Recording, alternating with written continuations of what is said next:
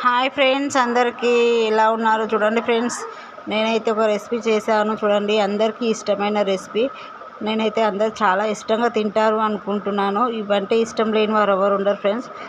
First అయితే ఉడకబెట్టుకున్నాను కుక్కర్లో. ఇప్పుడైతే బౌల్ పెట్టుకొని ఆయిల్ వేసుకుంటున్నాను ఫ్రెండ్స్. ఉడకబెట్టిన శనగలు అయితే పక్కన పెట్టాను.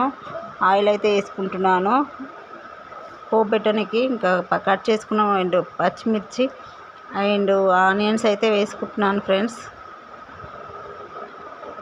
ఇవి కొద్దిగా మగ్గిన తర్వాత సాల్ట్ వేసుకోవాలి, తగినంత సాల్ట్ వేసుకోవాలి. ఎందుకంటే ఆల్రెడీ వేసుకున్నాం కదా మనం ఉడకబెట్టేటప్పుడు శనగలల్లా, అందుకని తగినంత వేసుకోవాలి. తర్వాత అంతే కొంచెం పసుపు వేసుకున్నాను, కొంచెం కలపాలి. తర్వాత కొంచెం అల్లం పేస్ట్ వేసుకొని కలపాలి. చూడండి ఫ్రెండ్స్, మా అమ్మకైతే చాలా చాలా ఇష్టం ఫ్రెండ్స్. ఇవి శనగ గుడాలు అంటారు వీటిని. కొద్దిగా అయితే కరివేపాకు వేసుకున్నాను. ఇప్పుడైతే ఉడకబెట్టి పక్కన పెట్టిన శనగలు అయితే అందులో బౌల్లో అయితే వేసుకుంటున్నాను. చాలా పెద్ద మనుషులు అయితే అమ్మమ్మలు తాతమ్మలు వీళ్ళైతే చాలా ఇష్టంగా తింటారు, నాయనమ్మలు కూడా.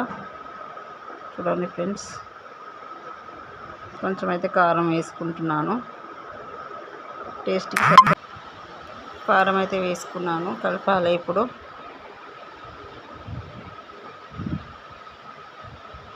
చాలా అంటే చాలా టేస్టీగా ఉంటాయి.